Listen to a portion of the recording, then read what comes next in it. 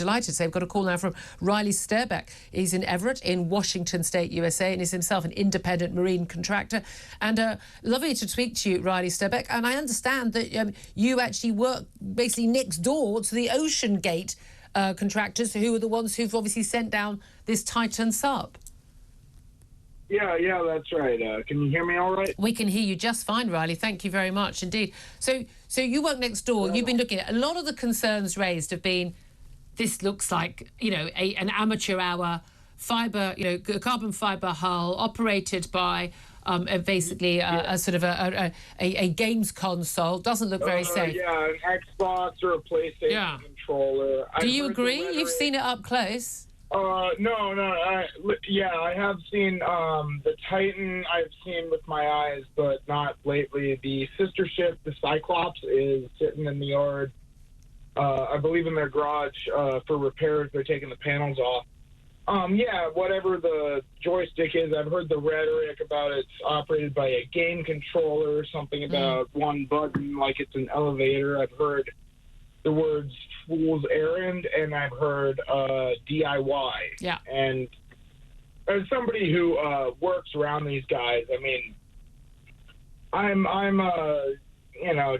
a dirty shipyard worker. I work on guys' yachts, and let me tell you, there's not a yacht on that yard that I've removed hot tubs off yachts to get to the motors, and those yachts aren't worth a quarter of what these submersible vessels are. And your previous guy just said it. I mean, it is space tourism, essentially. Yeah. The guys that pay to go down there, they know what they're getting into, and they go through extensive training with these guys. They're rock stars. This is NASA to us, boat workers on the yard here in Everett.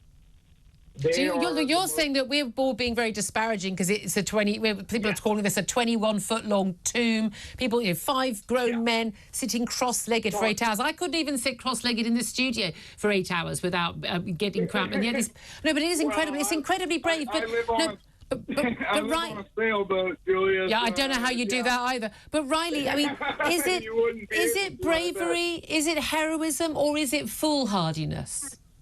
No, you know what? It is bravery, because guess what? Your last caller just referred to it as space tourism, and I respect these guys. There are families right now that are worried sick. I don't know any of them very personally, but I very may well have shaken hands and had conversations in passing while we're both standing in line to get lunch, and like they're at the bottom. Sorry, I'm getting a little worked up. Like they're at the bottom of the freaking Atlantic Ocean. That is the scariest that it gets. And there are only 4 vessels in the world that can do that. Yeah. There are like literally less than a handful of vessels in the world that can go down and do what they're doing. And so to hear about it, like I've heard, it's the size of a van. Yeah. They're using. I would like to hear if any of those reporters have ever installed bow thrusters, which is what they're using to propel the vessel when they're down there. If any of them think that fabricating something out of aluminum or stainless steel, does that add to the safety when an Xbox controller has the same receiver to connect to the Raspberry Pi system or the... Riley, you're basically saying, look, this is actually advanced technology. It may not look like it's NASA, but it is. These guys are, do you know what the first the Apollo missions and everything, what they were using to send people to the moon? That's what we're talking about here. We know less about the bottom of the ocean where they're probably stuck at than we do about space. Yeah, no, that is a fair point. But the only thing is, if this is tourism, this isn't really exploration. We know the Titanic's down there; it's been explored before. They're not learning anything. They're just having a gawp and then going back up again. Is that worth the risk? I mean, particularly for me, the 3 British citizens on there. One of them, is a 19-year-old. I mean, we all want those 5 souls to come back alive, but taking your son down to that level of risk, I wouldn't do it.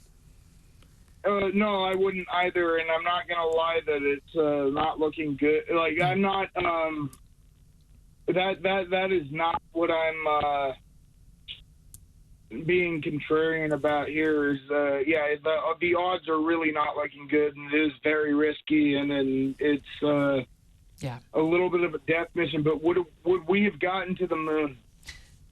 That's Riley, you make a fair point. We're going to leave it there. Look, I really hope that next time you're back working as a marine contractor there, that you basically can go and shake the hands of the chief exec of Oceangate and the other men on board, because they're alive and well. I think we're all keeping everything crossed. I really appreciate you taking the time to call us.